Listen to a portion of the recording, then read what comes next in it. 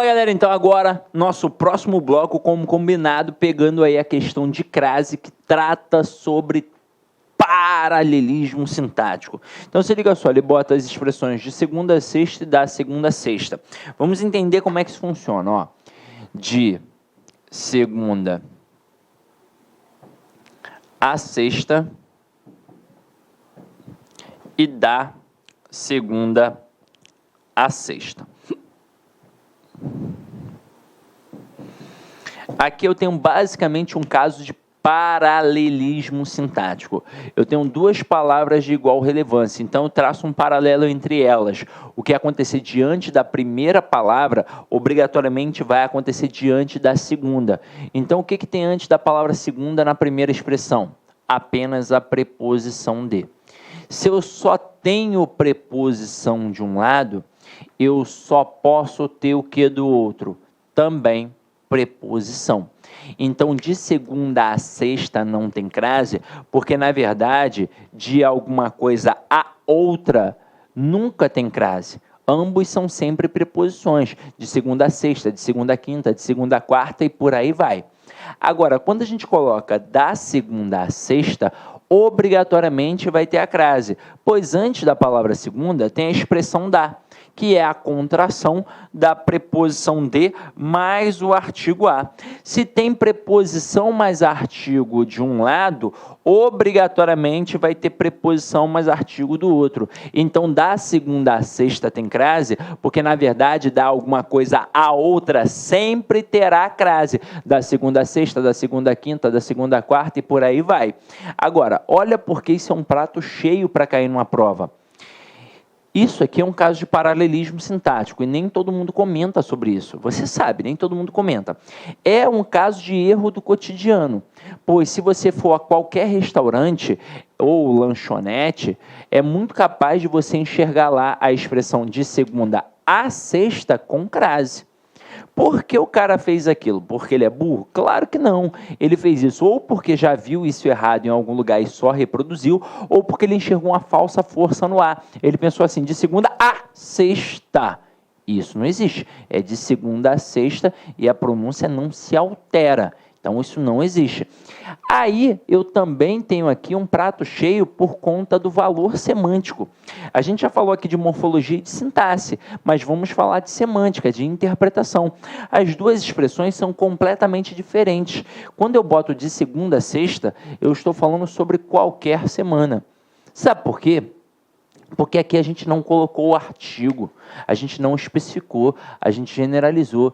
Então, é qualquer segunda, qualquer sexta, enquanto existir. Por exemplo, eu coloco assim, haverá aula de segunda a sexta na turma, sei lá, da Polícia Federal no LAC Concursos Presencial. De segunda a sexta. Aí, o teu conhecimento de mundo vai permitir saber que sábado e domingo não tem aula, pelo menos para esta turma especificamente.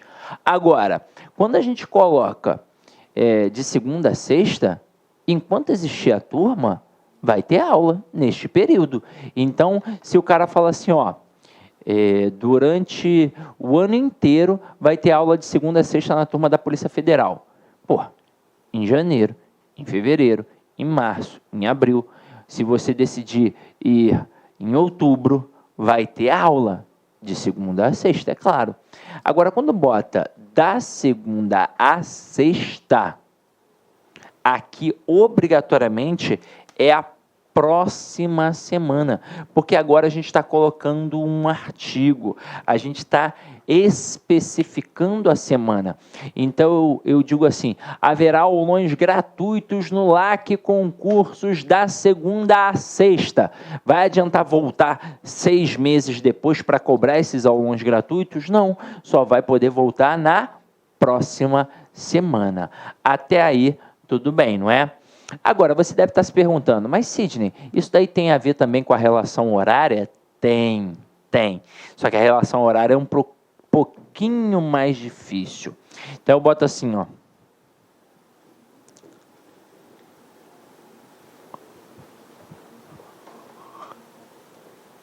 Eu boto assim, ó.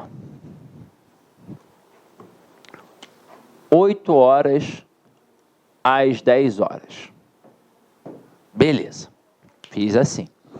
Nesse momento, o cara desconfia porque ele não está vendo nada antes. Não está vendo nada antes. Então ele começa a pensar, ué, está ignorando o paralelismo sintático, logo está errado, não é, Sidney? Não. Aqui, por incrível que pareça, está perfeito e está certo, porque simplesmente todos os gramáticos dizem que isso daqui está certo. Porque, na verdade, eles partem do pressuposto que aqui está escrito, está subentendida a expressão das 8 às 10 horas. É esse pressuposto aqui, que está subentendido das 8 às 10 horas. Só que é o seguinte, primeira coisa, nada de HS e nada de HRS, é sempre o H, tá? Então, 10 litros, 10L, 10 metros, 10M, 10 horas, 10H. Até aí, tudo bem. Agora, por que eles partem desse pressuposto, Sidney? Porque tem duas expressões perfeitas. Eu tenho das 8 às 10 horas e eu tenho de 8 a 10 horas. Sidney, tem alguma coisa correta sem ter nada antes, além daquela dali? Tem. Eu tenho 8 horas, tracinho, 10 horas, e eu tenho 8 horas até 10 horas. Só que essas três primeiras que estão aqui em cima, elas basicamente não caem em provas. Os avaliadores, eles gostam quando tem algo antes. Eles gostam de brincar com isso. Porque além dessas duas, eles vão colocar mais outras duas. Eles vão colocar de 8. Meu Deus, estou quase fazendo um 8, onde é para fazer um E. De 8 às 10, com crase, e de 8 horas às 10 horas sem a crase. É assim que os caras fazem. E aí vamos ser sinceros. Com essas 4 frases aqui, ele pode derrubar meio mundo. Vamos lá. Primeiro de tudo, você está vendo que aqui é uma relação que está juntando 2 períodos de horário. Se fosse só um, se fosse uma hora especificada, a crase já seria obrigatória. Sidney chegou às 3 horas, Sidney chegou às 2 horas, Sidney chegou às 2h20, Sidney chegou às 3h40, sempre tem crase. Agora aqui você tem que observar o paralelismo sintático. Por que essa primeira aqui não derrubaria ninguém? Nem minha avó. Quando o cara coloca das 8 às 10 horas, todo mundo acerta. E o que está certo aqui? Ó? O das é preposição de mais artigo as. Se tem preposição mais artigo de um lado, tem que ter preposição mais artigo do outro. Então, das 8 às 10 está certo. Agora, quando ele coloca de 8, o que ele está botando aqui? Ele está botando só preposição. Então, se só tem preposição de um lado, só pode ter preposição do outro. Então, de 8 a 10 horas também está certo. E aí as outras duas ficaram erradas. Mas qual é o problema dessas 3 últimas aqui?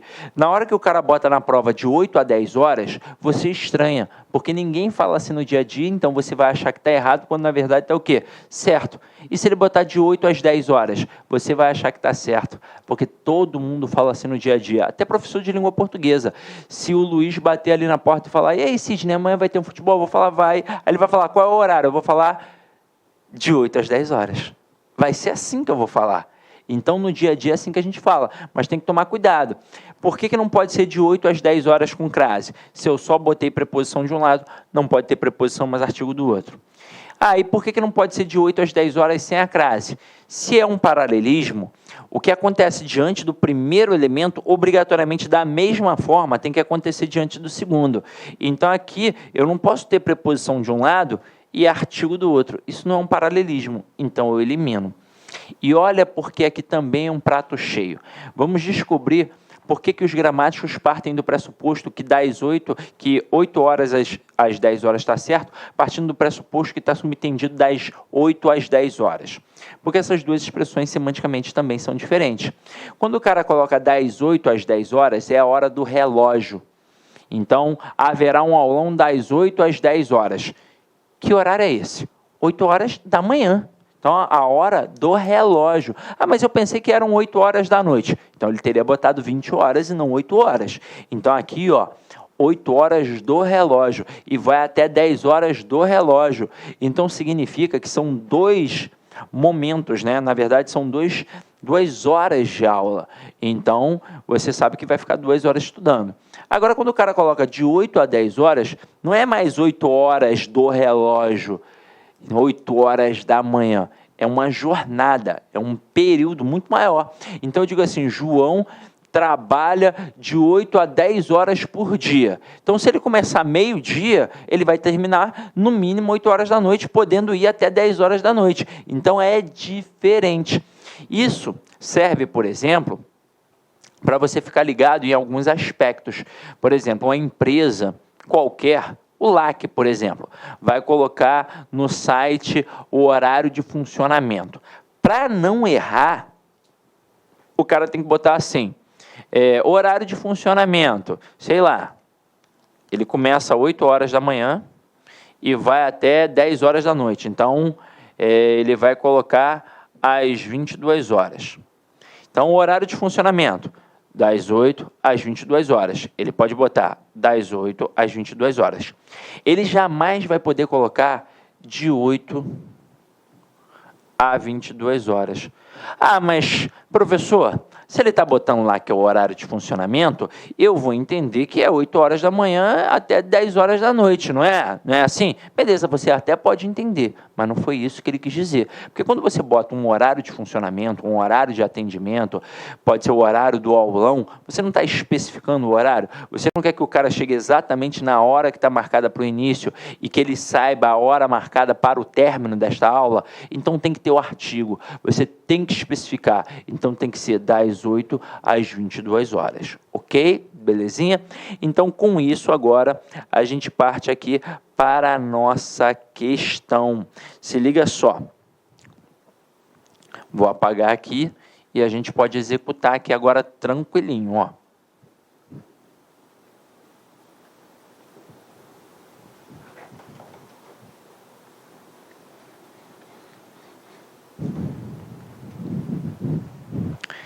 Ele bota de segunda a sexta com crase na letra A e na letra B. Então, eu já elimino a letra A e a letra B. Na C e na D, ele bota da segunda a sexta com crase. Então, ó, tá certo, a princípio, são 2 possíveis respostas. E na letra E, ele bota da segunda a sexta sem crase.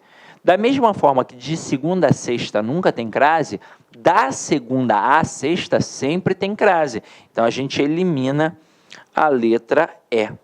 Sobraram C e D. Quem é que vai matar? O resto da frase. Então, tá aqui. O programa será dedicado a você. Se é dedicado a alguém. O termo anterior exigiu a preposição a. Mas o posterior é a palavra você, que é um pronome de tratamento. Detalhe, é um pronome de tratamento unissex. Serve tanto para o homem quanto para a mulher. Então, não tem distinção de gênero. Logo, eu não boto o artigo. E se eu não boto o artigo, não tem crase. Então, este A aqui vai ser apenas uma preposição. Gabarito, portanto, letra C. Aí agora a gente vai para um próximo assunto. É uma questão de concordância verbal. Mas antes de fazer a questão, a gente tem que bater um papo rápido sobre isso, tá? Se liga só, deixa eu até beber uma água aqui que eu vou falar demais agora. Quando a gente fala sobre concordância verbal, na prova isso se torna perigoso porque você aprendeu na escola que a concordância verbal é a relação entre o verbo e o sujeito. E o avaliador esperto que só, ele vai tentar te derrubar com isso. Ele vai colocar uma frase enorme, ele vai colocar um sujeito grande, várias palavras no plural e vai deixar o verbo como, obviamente? No plural. Porque você aprendeu que o verbo concorda com o sujeito. Para piorar, esse cara, esse avaliador, vai botar uma frase que vai fazer sentido. Então, você não vai contestar, você vai, opa, tá certo. Só que o verbo, ele não concorda com o sujeito todo. Ele concorda apenas com o núcleo do sujeito. E quem sempre vai ser o núcleo do sujeito? O substantivo sem preposição. Então, eu posso ter uma porrada de palavra no plural. Se o núcleo estiver no singular, obrigatoriamente o verbo vai ficar como? No singular. Então, o verbo não concorda com o sujeito todo. O verbo concorda apenas com o núcleo do sujeito. E aí, vamos começar a testar isso daqui, ó. Eu boto assim.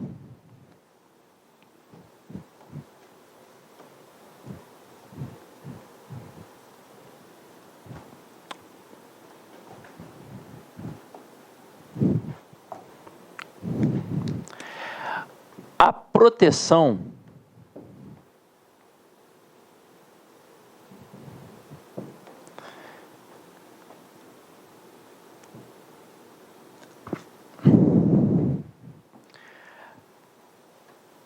a criança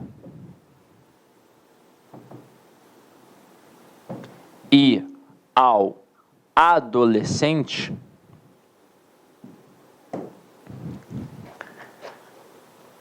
são importantes. Se o cara bota assim na prova, ele está tentando te derrubar. Muito aluno vai até achar que está certo. Por quê? Porque vai olhar aqui para criança e adolescente, vai achar que são os núcleos do sujeito e vai pensar que o verbo tem que ficar mesmo no plural. Mas aí eu te pergunto, como é que eu descubro numa frase quem é o sujeito? Eu tenho um sistema SVC, em que eu tenho sujeito, verbo e complemento. A primeira coisa que eu tenho que fazer é achar o verbo e perguntar a ele quem é o sujeito. Eu sempre pergunto quem ou que. Então vamos lá. Quem é importante? Aí por que a minha pergunta é no singular se está aparecendo ali no plural? Porque eu ainda não fiz a pergunta. Pode ser uma pegadinha da banca. Então, se eu ainda não fiz a pergunta, eu ainda não tenho o referente. Eu não sei se o verbo vai ficar no singular ou no plural. Se o referente estiver no singular, o verbo fica no singular. Se o referente estiver no plural, o verbo fica no plural. Então, aqui, quem é importante? A proteção à criança e ao adolescente. Aí eu pergunto a vocês, sujeito simples ou composto? Composto, né, Sidney? Não, não dá esse mole. Eu jamais posso ter núcleo de sujeito preposicionado. Então, o núcleo do sujeito aqui vai ser o substantivo sem preposição. No caso aqui, a palavra proteção. Então, como o núcleo do sujeito está no singular, como é que vai ficar o verbo? No singular.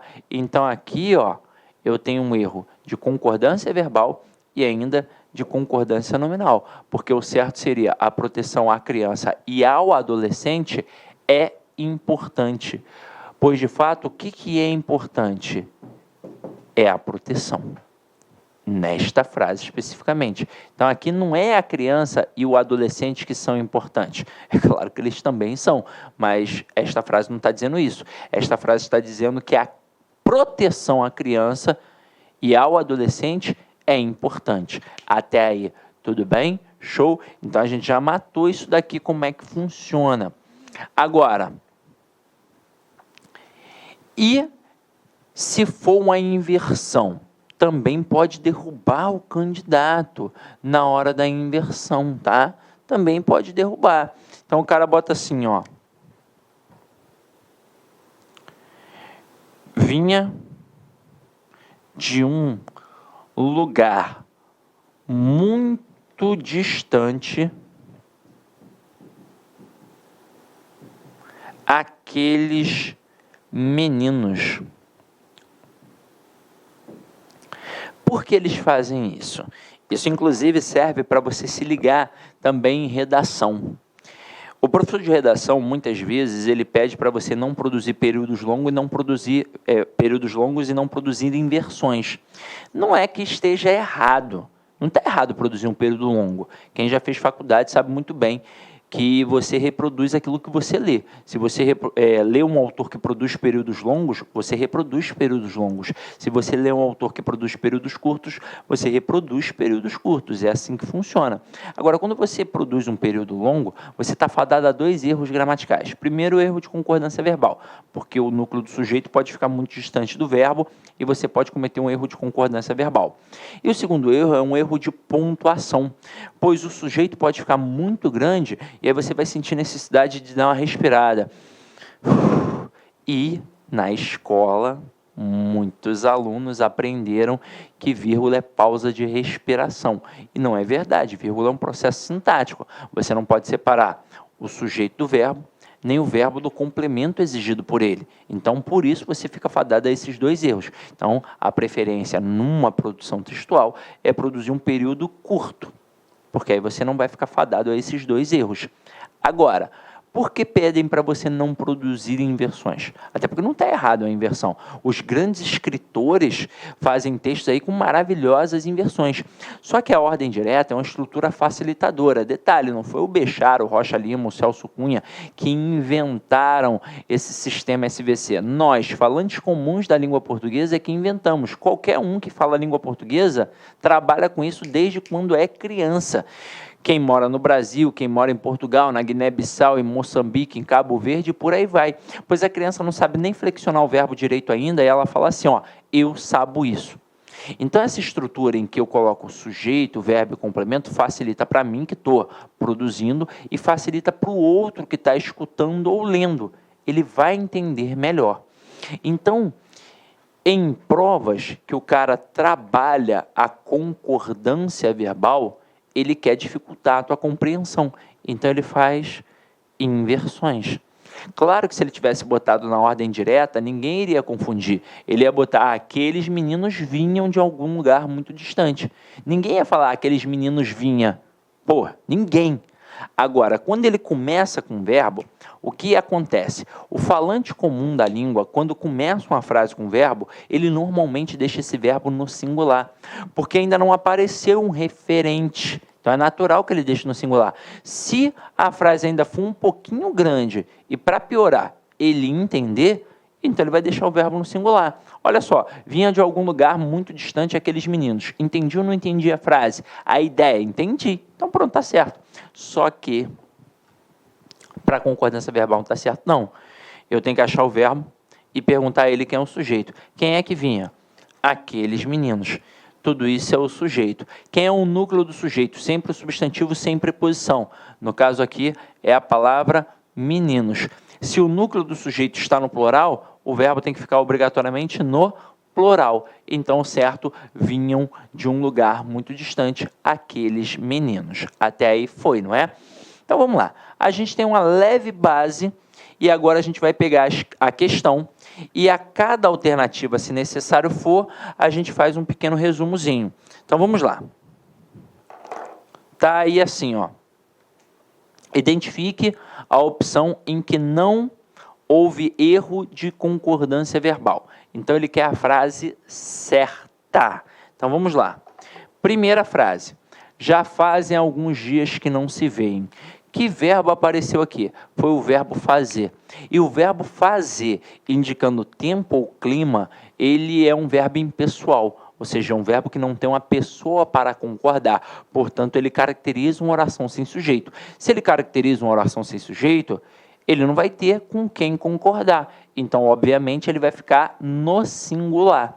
Então, aqui, o correto é já faz alguns dias que não se veem. Show, né? Letra B. Na cidade haviam viúvas e clérigos. Opa, que verbo tem aqui? O verbo haver. O verbo haver, no sentido de existir, ocorrer e acontecer, também é um verbo impessoal. Também é um verbo que não tem uma pessoa para concordar. Também é um verbo que não tem um sujeito. Caracteriza uma oração sem sujeito. Logo, se não tem com quem concordar, ele fica no singular. Então, aqui o certo é, na cidade havia viúvas e clérigos, ok? Aí vamos lá para a letra C. As crianças da cidade têm privilégios. Ah, essa é boa comentar aqui por hora rapidinho, ó. Se eu tivesse colocado aqui a criança da cidade tem privilégios, seria de um jeito. Só que a gente botou as crianças da cidade têm privilégios. vocês vão reparar que a pronúncia é a mesma. A pronúncia é a mesma. Então, alguma coisa ali a gente vai ter que avaliar com mais calma. Olha a primeira frase. A criança da cidade tem privilégios. Quem é que tem privilégios? A criança da cidade. Tudo isso é o meu sujeito. E quem é o núcleo do sujeito? É sempre o substantivo sem preposição. Então, aqui jamais poderia ser cidade, porque está preposicionado. O núcleo aqui, ó, é criança. Até porque não é a cidade que tem privilégios. Quem é que tem privilégios? É a criança. E detalhe, não é qualquer criança, é a criança da cidade. Pelo nosso conhecimento de mundo, a gente vê que a criança da cidade tem privilégios em relação à criança da zona rural. Então, neste momento, como o núcleo está no singular, o verbo vem no singular. Agora, olha a frase 2. As crianças da cidade têm privilégios. A pronúncia é a mesma. Então, se eu não tomar cuidado, eu vou derrapar. Então, tem que ter muito cuidado com os verbos ter e vir e os seus derivados. Pois no singular não tem acento. E no plural tem que ter um acento diferencial. Na língua portuguesa, qual é o acento que marca a pluralização? É o acento circunflexo. Então, aqui, ó, quem é que tem privilégios? As crianças da cidade. Quem é o núcleo do sujeito aqui agora? É o termo crianças. O núcleo está no plural, logo o verbo tem de ficar no plural. E aí pensa comigo, como é que eu vou deixar um verbo no plural da mesma forma que um verbo no singular? Não tem como, eu tenho que ter alguma coisa para diferenciar. Aqui no caso vai ser o acento circunflexo, ok? Então a pluralização na língua portuguesa é marcada pelo acento circunflexo. Então olha aqui na nossa alternativa C. As crianças da cidade têm privilégio. A frase está errada porque está faltando o acento circunflexo. Então, neste momento agora, a gente fica entre a B e a E. E eu vou te dizer que a E está muito errada. Então, logo o gabarito é a letra D. Daqui a pouco eu vou falar sobre a E. Mas vamos avaliar a letra D. As luzes do castelo se mantinham acesas. Diz para mim, quem é que se mantinha acesa? As luzes do castelo. Tudo isso é o meu sujeito. Agora, qual é o núcleo do sujeito? É sempre o substantivo sem preposição. Como o núcleo está no plural, o verbo vai ficar no plural. Por isso, mantinham e não mantinha, tá? Ok? Certinho. Aí, olha só o que aconteceu aqui na letra E. Apareceu uma expressão partitiva, que é a palavra maioria. E o cara botou assim na prova porque muita gente ensina o seguinte: expressão partitiva especificada, o verbo pode ficar tanto no singular quanto no plural, o que não é uma verdade. Não é bem assim que a banda toca. Existe até essa possibilidade, mas eu tenho que entender como é que funciona, na verdade, a questão da pluralização ali. Então, vamos lá. Eu vou colocar aqui, não é a maioria da população viviam? Então, vamos lá, vamos trabalhar com isso. Vamos trabalhar com esse verbo viver aí. Quando eu tenho uma expressão partitiva, um núcleo coletivo, sozinhos, né, o verbo vai concordar com eles. Então, bota assim, ó, a maioria vivia, botar perto, né, para ser uma frase completa. A maioria vivia perto. Neste momento, quem é que vivia? A maioria. Isso é o sujeito. Quem é o núcleo do sujeito? Maioria. Então, o verbo está concordando com o núcleo do sujeito. Por mais que este núcleo indique uma coletividade, ele se apresenta no singular. Portanto, o verbo fica no singular. Agora, e se eu especificar? Se eu botar assim, ó, a maioria das pessoas.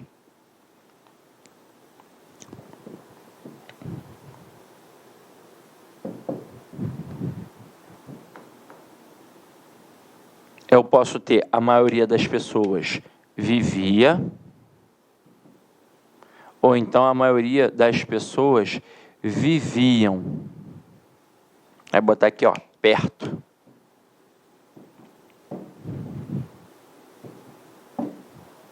Perto de algum lugar, tá? Perto da padaria. Agora, nesse momento, o que acontece? O aluno pensa assim, expressão partitiva está especificada, o verbo pode ficar tanto no singular quanto no plural. Não é assim, Sidney? Não. Na verdade, o que pode ocorrer aqui? Uma concordância gramatical e uma concordância atrativa.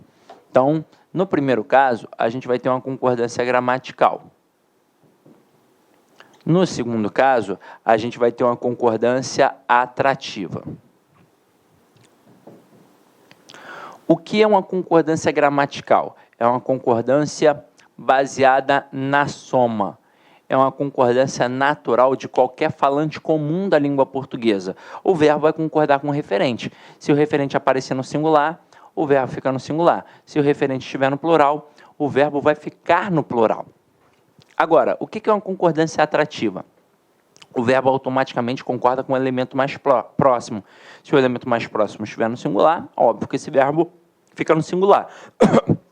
Se o elemento mais próximo estiver no singular, aí o verbo vai ficar como? Também no singular. Então, se liga só. Aqui é o seguinte, deixa eu só pegar a canetinha. Aqui é o seguinte, frases 1 e 2. Primeira frase. Vamos ver quem é o sujeito. Quem é que vivia perto? A maioria das pessoas. Quem é o núcleo do sujeito? Maioria. Ué, pensei que fosse pessoas. Não pode ser pessoas, porque eu não posso ter núcleo de sujeito preposicionado. Então, o núcleo é maioria. Então, o verbo aqui está concordando com maioria, está concordando com o núcleo do sujeito. Tudo bem que ele indica uma coletividade, mas ele se apresenta no singular. Já na segunda frase, a maioria das pessoas viviam perto. Quem é o sujeito? Quem é que vivia perto? A maioria das pessoas. Quem é o núcleo do sujeito? Maioria. Ué, caramba, aqui não é pessoas? Não, porque está preposicionado. Mas é óbvio que o gramático entende que essa palavra aqui, semanticamente, é mais importante para a gente. Você olha para cá e a palavra pessoas é que te chama a atenção, porque agora você sabe que tipo de maioria é a maioria das pessoas, e não a maioria dos padres, e não a maioria dos professores, e não a maioria dos advogados. Então, isso chama a atenção. Entendendo isso, a gramática permitiu uma segunda concordância, que é uma concordância com esse termo especificador. É uma concordância atrativa. Como o termo aqui mais próximo está no plural, o verbo fica no plural. Só que é o seguinte, eu poderia colocar a maioria da população, como está aí na nossa questão. Só que agora, obrigatoriamente, o verbo fica no singular. Então, é a maioria da população vivia. Por quê? Tanto faz concordar com o núcleo do sujeito ou com um termo mais próximo, com um termo especificador. E ambos indicam coletividade, mas os dois se apresentam no singular. Então, se toda a estrutura do sujeito está no singular, como é que o verbo vai ficar no plural? Não tem como.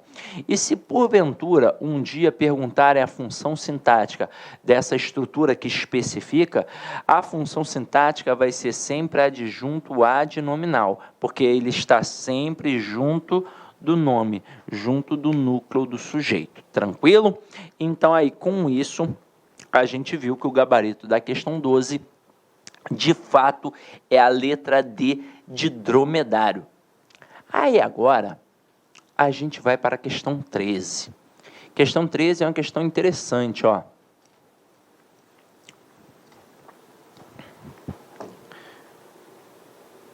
Tá aí, Assinale a alternativa que preenche corretamente as lacunas. Aí ele vem e coloca assim, ainda não, havia ou haviam suado às 8 horas da noite. Nesse momento o candidato derrapa. Sabe por quê? Porque ele aprende que o verbo haver no sentido de existir, ocorrer, acontecer, fica no singular. Só que ele meio que elimina essa informação e ele pensa assim, o verbo haver fica sempre no singular, pronto, e acabou. Então o cara vem e coloca havia suado às 8 horas da noite e vai errar. Vamos lá, aqui o cara está fazendo uma questão de locução verbal. Quando a gente pensa em locução verbal, para fazer concordância, a gente tem que entender toda a estrutura. Então, bota assim, ó, deve ou devem haver questionamentos.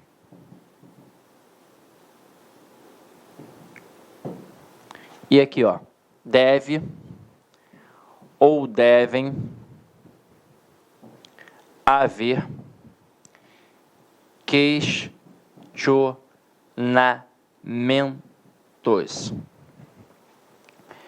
Não, haver não, perdão. Existir. Para nossa sorte, na maioria das questões que a Sesgran Rio apresentou até hoje, quando eles colocam a locução verbal, eles botam o verbo haver e o verbo existir. E por que eu estou dizendo que é para nossa sorte? Porque a gente já domina, a gente já sabe que o verbo haver no sentido de existir é impessoal, mas o existir, ele é pessoal. Quando eu digo o verbo haver no sentido de existir, ocorrer e acontecer é impessoal, somente ele é impessoal, somente ele caracteriza oração sem sujeito. Mas o existir, o ocorrer ou acontecer são verbos pessoais. Então, quando aparecer o verbo existir, o ocorrer ou acontecer, vai ter sujeito. Essa é a verdade. Então, eu coloco assim, havia livros na estante. O verbo haver fica no singular porque ele caracteriza uma oração sem sujeito. Mas se eu botar o verbo existir, aí vai ter sujeito. Então, não posso mais colocar existia livros na estante. Eu tenho que colocar existiam livros na estante. Beleza. Só que aqui, eles vieram como verbos principais. E na locução verbal tem um verbo principal e um verbo auxiliar. Quem é que manda? O principal ou o auxiliar? É o principal. E o auxiliar só obedece. Então, olha aqui para o principal. Verbo principal é um verbo impessoal. Caracteriza uma oração sem sujeito. Quando isso acontece, o elemento relacionado a ele funciona como objeto direto. Logo, ele é um verbo transitivo direto. Agora, se a oração é sem sujeito, se não tem sujeito nenhum ali, não tem porquê a estrutura verbal ir para o plural. Então, tudo vai ficar no singular. Então, se o verbo principal for impessoal, o auxiliar fica no singular. Então, certo, deve haver questionamentos. Agora, olha o verbo existir. O verbo existir é um verbo pessoal. Significa que ele vai ter o quê? Vai ter sujeito. Se eu for classificá-lo, claro que ele vai ser um verbo intransitivo, pois quem existe simplesmente existe. Tem essa diferençazinha aí, ó. O haver, quando caracteriza oração sem sujeito, é verbo transitivo direto, por mais que ele denote esse sentido de existência. Mas o verbo existir, ele é intransitivo, pois quem existe simplesmente existe. Agora, neste momento, se eu tenho sujeito, alguém tem que concordar com esse sujeito. E quem é que vai concordar? É o auxiliar. Então vai ficar, devem existir questionamentos. Então, galera, ó, para gravar, se o verbo principal for impessoal, o auxiliar fica no singular. Se o verbo principal for pessoal, o auxiliar vai concordar com o sujeito. Foi? Só que na questão, o cara botou assim, ó, havia ou haviam soado às 8 horas da noite. Neste momento, observem que o verbo haver primeiro não veio sozinho. Se ele tivesse aparecido sozinho, aí seriam outros 500. Ele veio dentro de uma locução verbal, só que ele não veio como verbo principal. O verbo principal manda, ele veio como auxiliar. Então ele não está mandando em nada aqui. Quem é que vai mandar? Quem é que vai predicar esta sentença? É o verbo soar, que é o verbo principal. Então, neste momento, o verbo soar, ele é um verbo pessoal. Ele não está na listinha dos verbos impessoais. Então, aqui, às 8 horas da noite, vai funcionar como sujeito. Então, se ali o núcleo está no plural, o verbo tem que ficar como? No plural. Então, aqui, galera, vai ficar haviam soado às 8 horas da noite. Então, cuidado com isso. Então, aqui, na nossa primeira lacuna, eu já tenho o haviam e não o havia, tá? Então, vamos lá, ó. Então, aqui, ó, eu vou ter o haviam. Aí, continuando, o cara bota assim, ó. Quando bateu ou bateram. Quando bateu ou bateram a porta. Aí, se liga só. Neste momento, o que o aluno pensa? Ele pensa que bateu, porque ele continua lendo e ele percebe que aqui tem um viajante. Então, ele vai botar, bateu. Mas pensa comigo na linha narrativa. Se tem alguém batendo a porta, e você sabe que é alguém que está fazendo assim, ó, porque tem a porta com crase, você ainda não descobriu quem é. Pode ser só uma pessoa de fato, mas podem ser 2, 3, 4, 5, tanto faz. Tem alguém batendo a porta, eu estou dentro de casa, então não sei quem é que está batendo. Então, neste momento, eu sei que alguém executa uma ação, mas eu não consigo identificar. Que tipo de sujeito eu tenho? Eu tenho um sujeito indeterminado. Então, neste momento, eu vou ter um verbo na terceira pessoa do plural sem o referente. Então, aqui o certo vai ser baterão. Ok? E aí, agora, para finalizar aqui, a gente tem que era um viajante apenas. Com isso, a gente mata que o gabarito é a letra D de dado. Tranquilo? Então, galera, a gente vai parar aqui, porque a próxima questão já é de um outro assunto. Então, para não misturar, a gente dá uma parada. Eu sei que você já teve muita informação nesse bloco. No bloco seguinte, a gente continua com mais informações. Tranquilo? Então, até daqui a pouco. Tchau, tchau. Clique like.